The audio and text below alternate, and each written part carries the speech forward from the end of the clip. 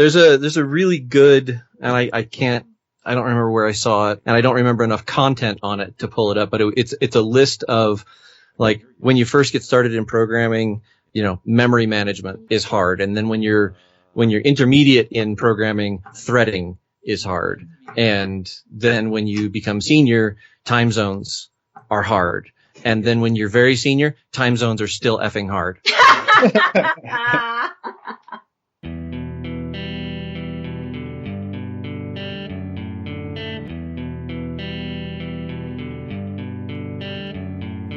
This episode is sponsored by Hire.com. Every week on Hire, they run an auction where over 1,000 tech companies in San Francisco, New York, and LA bid on Ruby developers, providing them with salary and equity up front.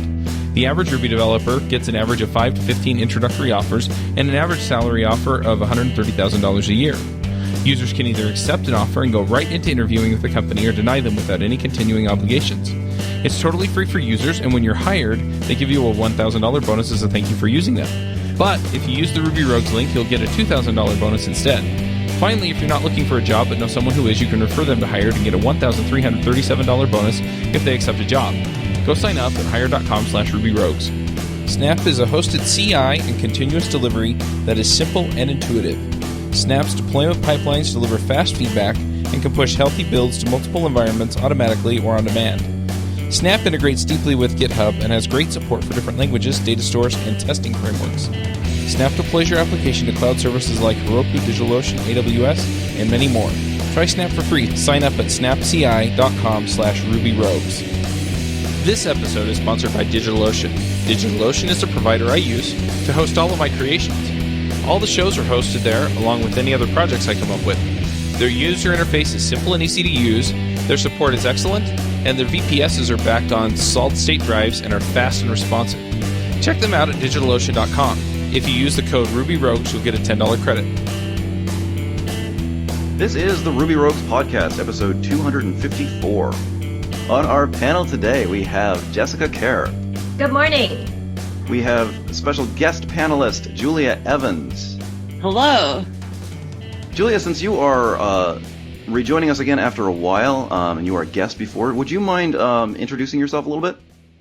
Totally. So I work on machine learning for my official job, but also I really like to think about performance and like how computers work and the Linux kernel.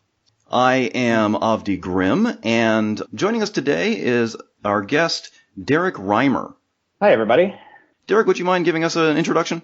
Sure. So my name is Derrick, and I work on a few different SaaS apps, but primarily these days I'm building Drip, which is a marketing automation platform built for small businesses. And big fan of the Ruby Rogues, and I've been a Rubyist for about 6 or 7 years now. Acronym alert. Would you tell us what a SaaS app is? What do you mean by that? Yes, you bet. So SaaS stands for Software as a Service, and it's just basically a general term for any hosted web application that customers pay for to use as a service. I've never heard of such a thing. I know, it's a totally foreign concept.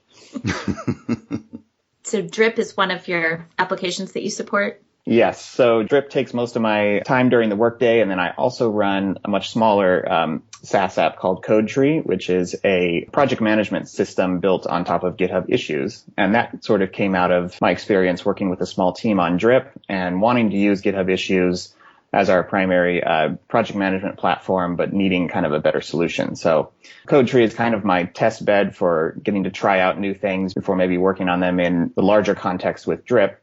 And it's a fun little app to run. That's interesting. So you have a balance of like a production app for software and a toy app that you use for your own purposes. Sort of, yeah. I mean, CodeTree does definitely have a nice little customer base. And so it's not totally low risk in the sense that, you know, I can be super frivolous with things that I do in it, but it's definitely a much more forgiving application. It doesn't have nearly the high volume requirements that Drip has. And so it does let me be a little bit more free and trying things out in it. What kind of company do you work for? Is this a small company? Is it your company? Yeah, so I'm a co-founder of Drip. We are we are just under 10 people right now, but for most of our history, we've had just a handful of people working on it. We're a self-funded company, so, you know, we started out, it was just me and my co-founder working on it. My co-founder Rob handles the kind of the marketing side of the business, and I'm predominantly focused on building out the technical side of it. And so, for our first year or so, it was pretty much just me hacking away at this product while Rob worked on kind of the business validation side of it and getting early users and early customers. And gradually we've grown the team, but we still only have 3 engineers right now working on it. So we're still pretty lean, and yeah, it's a joy to work on. So when you talk about SaaS apps, what do you think of as the difference between a SaaS app and like any other web development like project? I think generally comparing a SaaS app to something like, I don't know, a social networking service or something that's maybe more consumer focused, I think SaaS apps tend to be more in the business space, which is definitely where Drip falls.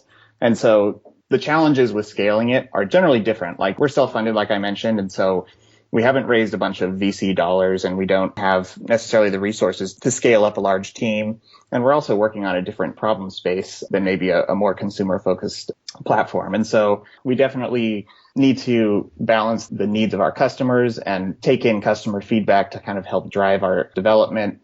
And so I think it's just a different mindset that you have when you're working on a business-facing application. So when you say that the challenges with scaling are different, can you talk a little bit about what ways you have to scale? Sure. So, one